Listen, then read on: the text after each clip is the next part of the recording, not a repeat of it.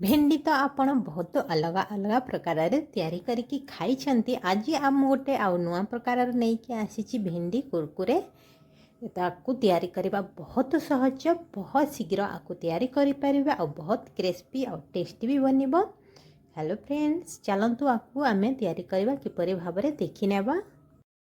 प्रथमे मु भेंडी को आगरू धोईकी रखी तार जो लालुआ अंशटा सेटा बाहरी बने बहुत कम बाहर आउ भाव में भेंडी को काटी नेबा। प्रथमे आग साइड डंठल आउ पछ साइड काटिकी मझीरे जो भेंडी मंजी गुड़ा अच्छी से मंजी गुड़ा को आम ये काटिकी पतला पतला ये काटिकी आम तैयारी करनेबा।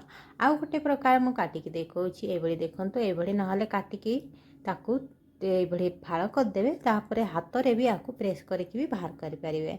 आपड़ चाकू साइज ना हाथ साइज जमी आपण को इजी रहिबो से हिसाब रे ये बाहर करदे। ये देखो मुझे काटिकी तैयारी कर भाव में सबुगुड़िक मुझे काटिकी तैयारी कर देछि। एबे एठी आमे पकेबा चाउल चूना गोटे चामच यानी बड़ चामच रे पकोछि। आ गोटे चामच बेसन, गोटे चामच चाट मसाला पाउडर ना आमचूर पाउडर पकेबे। आ गोटे चामच काली मिर्च पाउडर, हाफ चामच हल्दी पाउडर, हाफ चामच जीरा पाउडर, हाफ चामच लाल मिर्च पाउडर, हाफ चामच धनिया पाउडर, हाफ चामच गरम मसाला पाउडर, गोटे चामच अजवाइन, गोटे चामच लुण यानी स्वाद अनुसार। आ एठी पानी किछि दरकार नहीं, खाली जेमिति काढ़ी से हिसाब से यहाँ को भल भाव में मिक्स करने। कहीं भेंडी रे लालुआ अंश पानी अंशटा टिके अधिक थाए लालुआ अंश से या सुखेवाई मुझे बेसन आ चाउल चूना पकईकि ये भाव में ये कले। ये किसी दरकार ना, खाली ये भाव में सब मसला गुड़िक मिसेक तैयार करने। आठी मु तेल आगु गरम करके रखी तेल रे आपको आम पकईदेवा। आपको मीडियम फ्लेम ना हाई फ्लेम रे आपको छाणी पारे। जदि आप जल्दी अच्छा हाई फ्लेम रे भी आपको छाणी पारे। जमीती आपण को सरल हम से हिसाब से आपको आपण छाणी पारे। बहुत शीघ्र छाणी हो जो चाउल चूनाटा आम पकईले से चाउल चूना क्रिस्पी एकदम कुरकुरे बनिकी तैयार हो आमर भेंडीटा। ये जदि आपण कुरकुरे भेंडी जदि खावाई इच्छा कर काटिकी फ्राए करेंगे। ये बहुत टेस्टी भी लगे आ बहुत क्रिस्पी भी बनी थाए।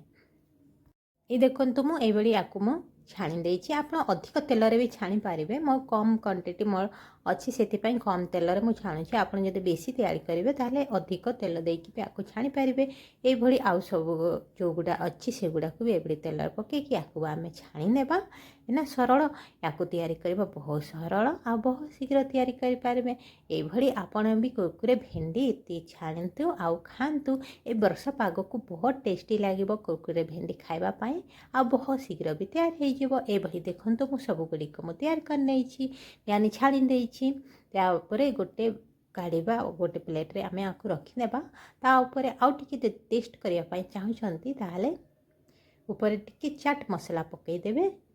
आउ टिके काली मिर्च पाउडर माने गोलमरिच पाउडर आउ टिके लाल मिर्च पाउडर लंका गुंड जदि आपन तीखा चिके खाती लंका गुंड टिके आग खाती तार लंका गुंड टिके पकई देबे।